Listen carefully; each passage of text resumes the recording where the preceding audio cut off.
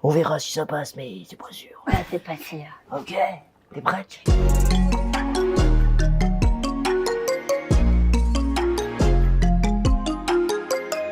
Vraiment pas du tout. J'ai jamais rencontré de clown d'hôpitaux. Ça consiste à aller voir des enfants dont l'état de santé est assez critique. Un petit peu de joie, ça les aide à vivre quoi en vrai, parce que les maladies c'est pas ouf. C'est pas que faire rire aussi, c'est amener les personnes qu'on rencontre à vivre les émotions qu'ils ont sur le moment pleinement. Et donc ça peut être du rire, c'est génial, mais ça peut être aussi des larmes, toute la palette des émotions, on est là pour l'accueillir et en jouer avec les gens qu'on rencontre. Je pensais que c'était seulement bénévolement qu'on faisait cette activité. Eh non, ça c'est un métier. C'est un métier avec une formation, avec des règles. Je pensais vraiment que c'était juste un dérivé du métier de clown tout court. C'est vraiment la rencontre entre être comédien et le prendre soin. Parce que rentrer dans une chambre de vulnérabilité, surtout avec tout le décalage du clown et l'énergie du clown qui peut être très puissant, si on n'a pas vraiment conscience de comment on travaille dans ce milieu-là, on peut faire beaucoup plus de mal que de bien.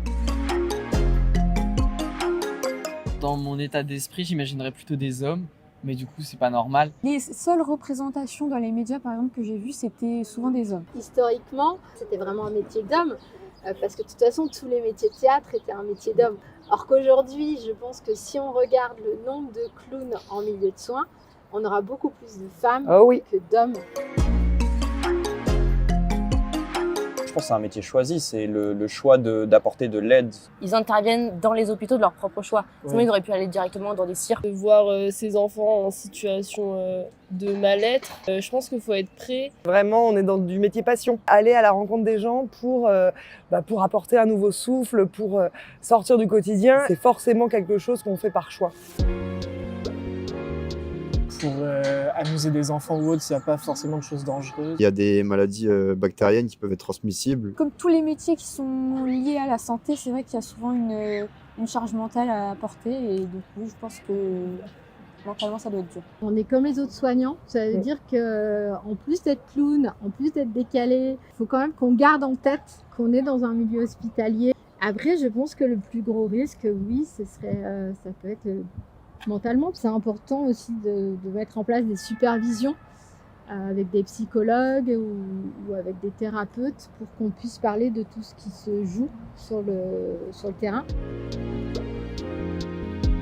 Je pense que les salaires, c'est pas un salaire qui est stable. Tout ce qui est dans le monde artistique, c'est souvent très peu rémunéré. Ils doivent faire autre chose sûrement à côté. Mais surtout que c'est le statut intermittent du spectacle, il me semble. Bon, on a la chance d'avoir ce statut-là. C'est vrai. Qui nous permet d'avoir un complément de salaire parce que du coup, je pense que si on était rémunéré que par nos interventions et sans activité ailleurs, on serait bien en dessous d'un SMIC. Et aussi, c'est un métier précaire parce que toutes les interventions ne fonctionnent que par les dons, le mécénat et les subventions. D'une année à l'autre, en fait, on n'est pas sûr de pouvoir renouveler nos interventions.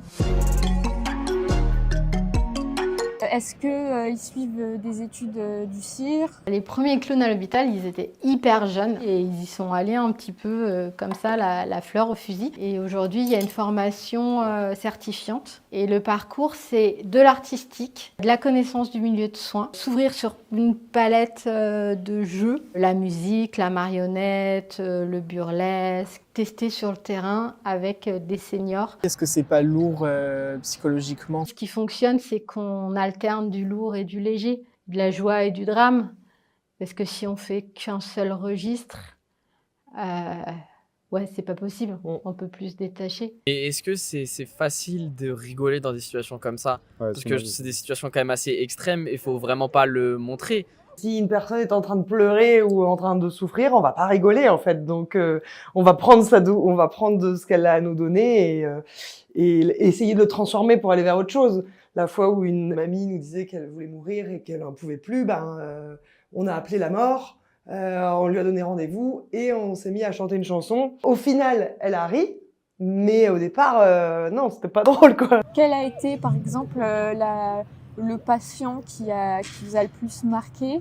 il y avait un petit garçon qui nous ont dit si vous arrivez à décrocher un mot, c'est cool. Et c'est vrai qu'il était tout timide et tout recroquevillé et on a commencé à jouer tout doucement avec lui sur les lumières. Et du coup, ses yeux se sont émerveillés et il a carrément commencé à jouer avec nous. Et en fait, il a commencé à parler. Il était à fond et du coup, quand on est sorti, on était là, en fait, facile, on l'a eu. La raison pour laquelle ils font ce métier, parce que on pense que c'est pour faire sourire les gens malades, mais peut-être qu'il y a une autre raison cachée. L'autre raison cachée, c'est pour ce que ça... Enfin, moi, personnellement, c'est ce que ça m'apporte en tant qu'humain, d'être autant en lien avec l'humain. Et du coup, moi, j'ai l'impression que les jours où je sors de l'hôpital, je me sens encore plus vivante. Donc, en plus de ce que je vais donner aux gens, je me sens jamais autant vivante que les soirs de fin d'intervention.